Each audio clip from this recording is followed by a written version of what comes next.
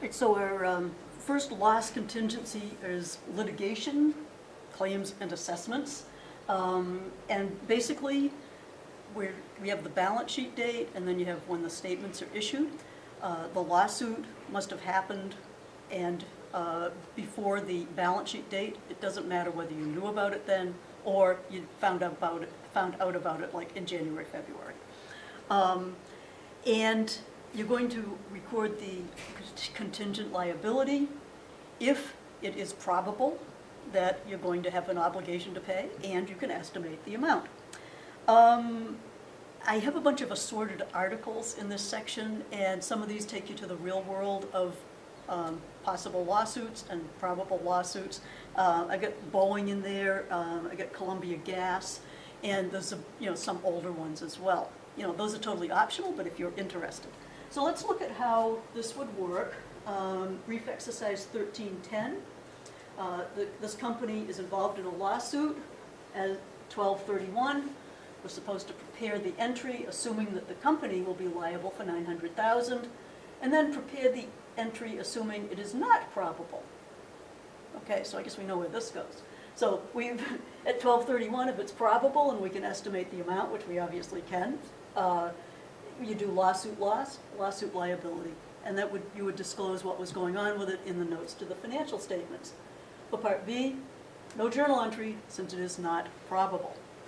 Okay, so in brief exercise 1311, this company was sued by a competitor for patent infringement.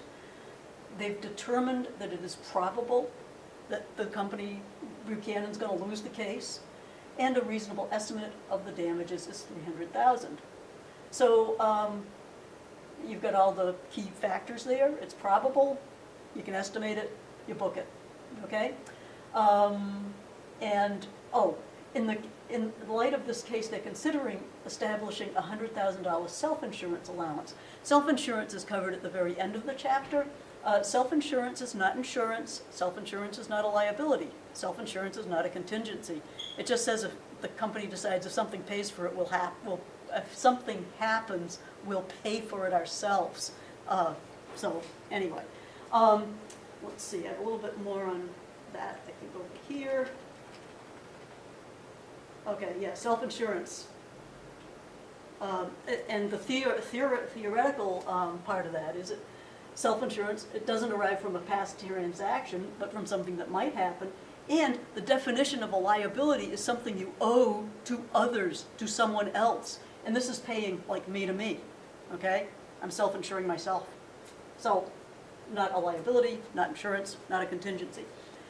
There's another thing that you may run into in your homework, and that is that if there is, I didn't write this down, if there is a range of possible outcomes, say the range in brief exercise, the last one we did was, say, 300,000 to 700,000.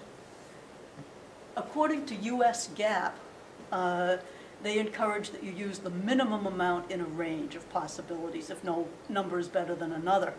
And you'll run into that in the homework. They'll be looking for the lowest number in the range. Okay, so that's your litigation claims and assessments. We'll take a look next at warranties.